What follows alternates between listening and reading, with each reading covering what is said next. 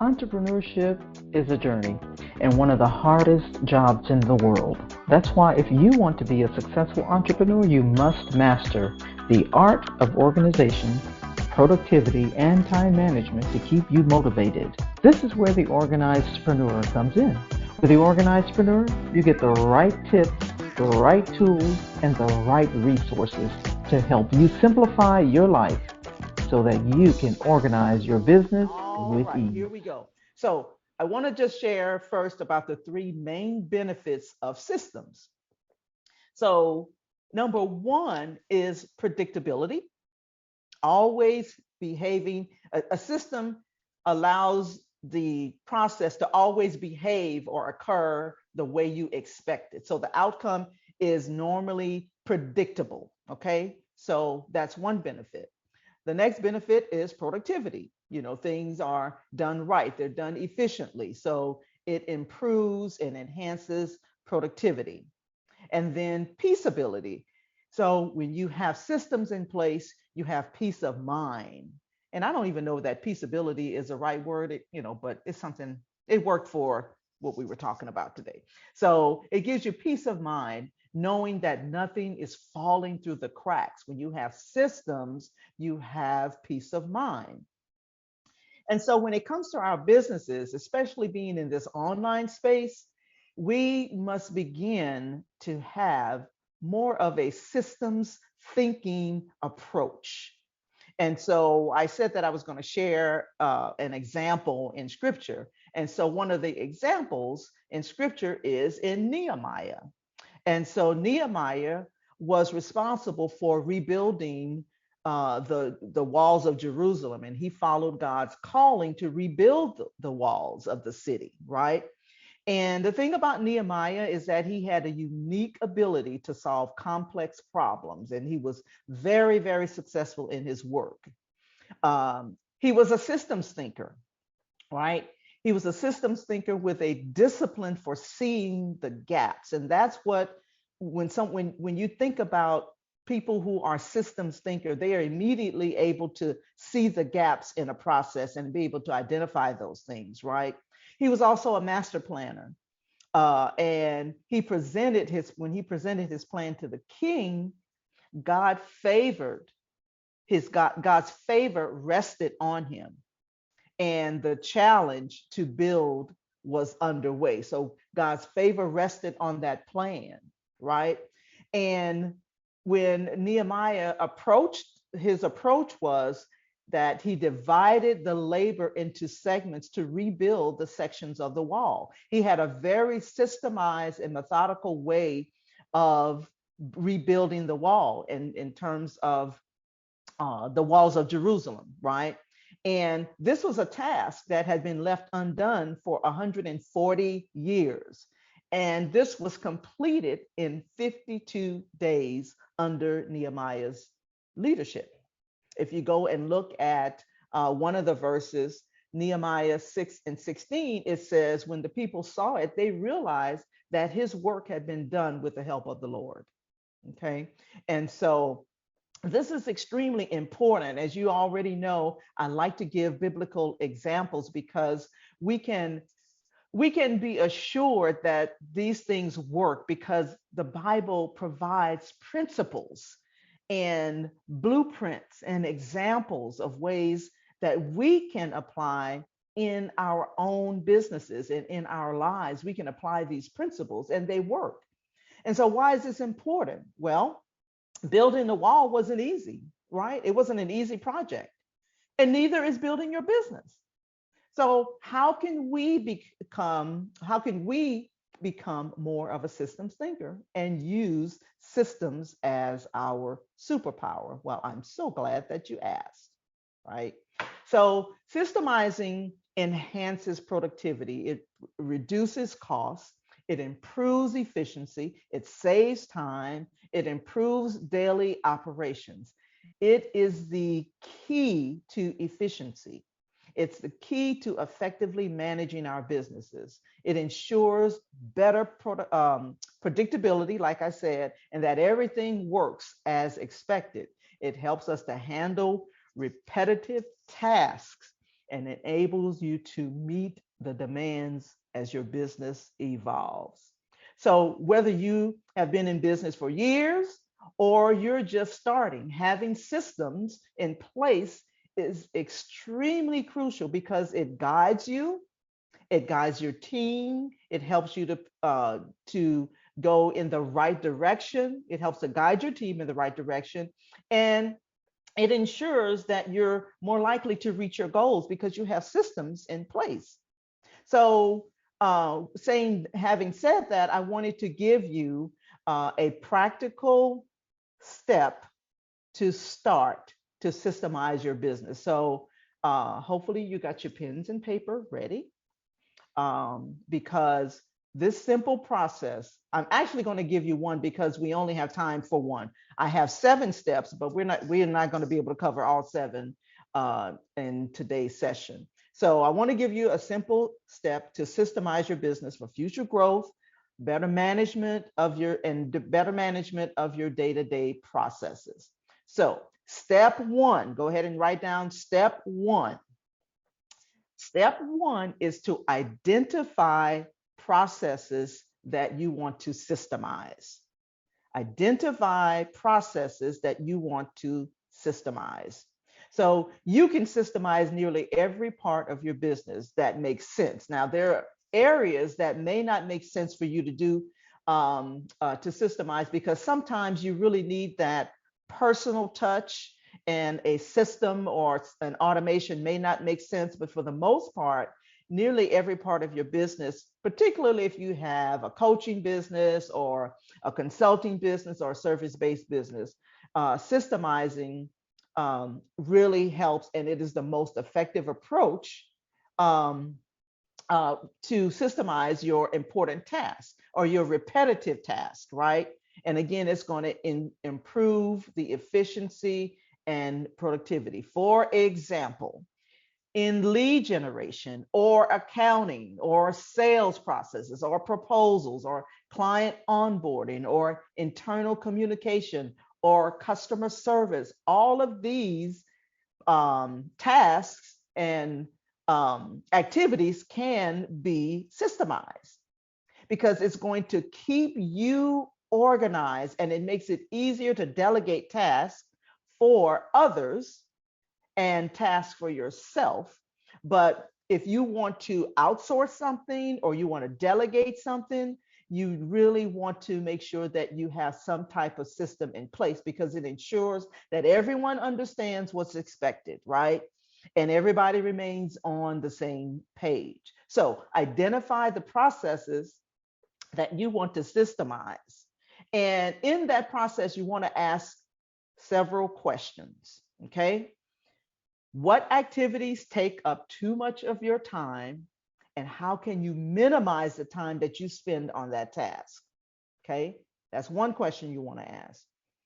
What repetitive tasks can I automate? What repetitive tasks can I automate? Like your calendar process, right? What sort of work can I outsource or delegate? What jobs can I manage more efficiently with an app or a platform or a program, right? Are there any processes that require too much research or resources, right? So you want to ask yourself these questions when you are identifying the process to systemize and develop some type of system for your activities.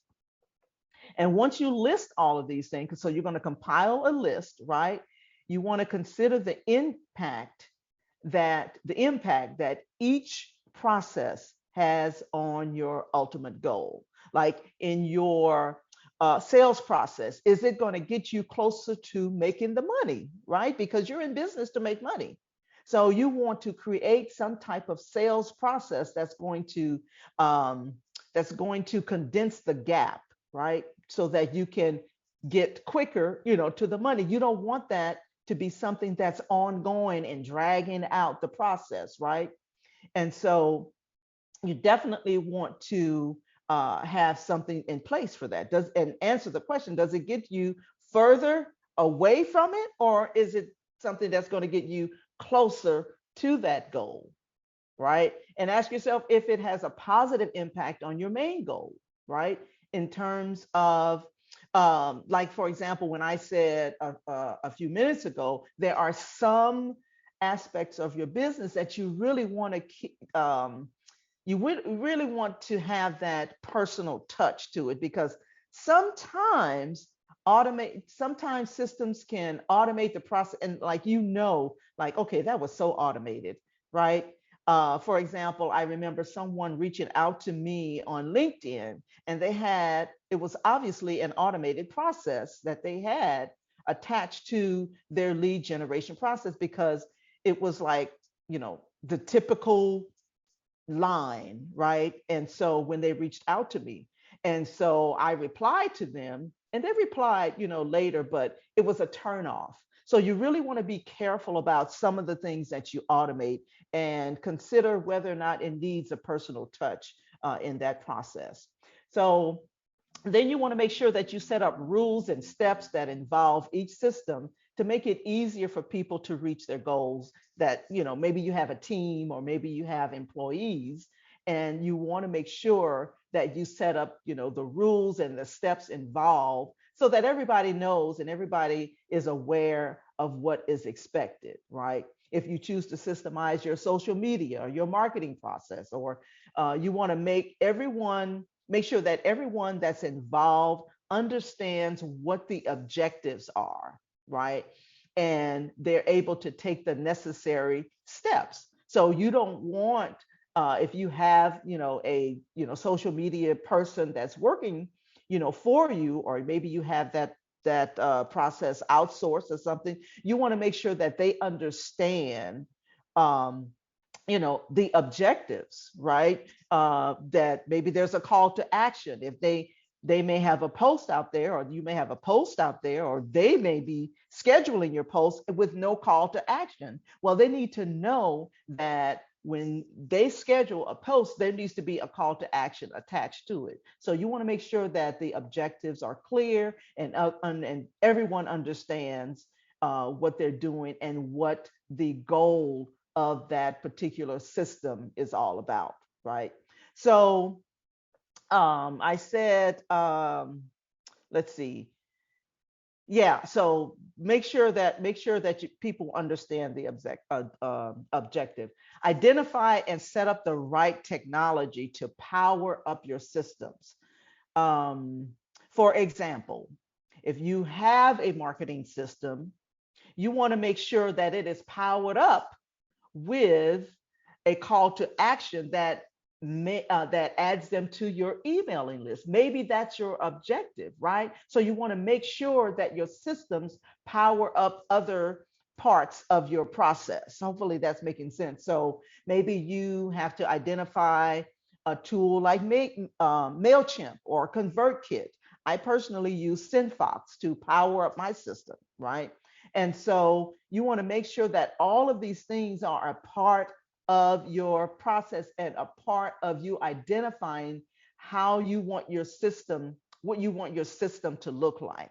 Okay. So, and then even if you are looking at a way to systemize your accounting process, right? What are the platforms? What are the processes? What are the call to action? What are the things that you want involved in that entire process? Maybe you use Wave, or maybe you use QuickBooks or something like that. So you want to be able to identify all of the processes and the things that you need to systemize your system, to systemize your process, right? And I know I'm using systemize and systems a whole lot, but I think you get the point in this. And so it really is essential that you have these systems in place. And again, whether you're starting out, and let me say something about that too, because sometimes when you're first launching your business, you may not know all of the systems or the processes that you need, because you haven't used them yet. You don't even know what steps you want the person to take, if you are onboarding someone. So you want to, well, let me just say, one of the things that I do when I am starting or launching something new, I will do it manually first before I create the system. But I do identify what I want, the platforms that I want, and what I want it to look like. But I will do it manually first just to make sure that it looks like I want it to look, because I may need to, tweak some things and things like that. But because I haven't had anyone to go through that process, I will do it manually first. So yeah, so that's it. So we're going to actually stop right there. And I'm going to yield the mic over to Coach Dorothy for more comments and discussions and takeaways from today's topic. I don't like to be too long because I don't want to overwhelm people with this information, because when it comes to systems, it can be overwhelming if you are especially, like I said, in this online space. There are so many platforms, there are so many apps, and as soon as you get one thing done, there's something new out there. And as a matter of fact, Key and I were talking about it, I think a few days ago. We were talking about how we love systems and how we love processes and how we love apps and how we are addicted to those things because we have to actually manage that. Because if we're not careful, we'll be going from app to platform, and so we have to be definitely careful, about that. And just make sure that it is something that is applicable in your business, and it gets you the results that you want in your business. But also don't forget about those personal touches that's necessary, and that it doesn't come off so automated that you can't even touch the person.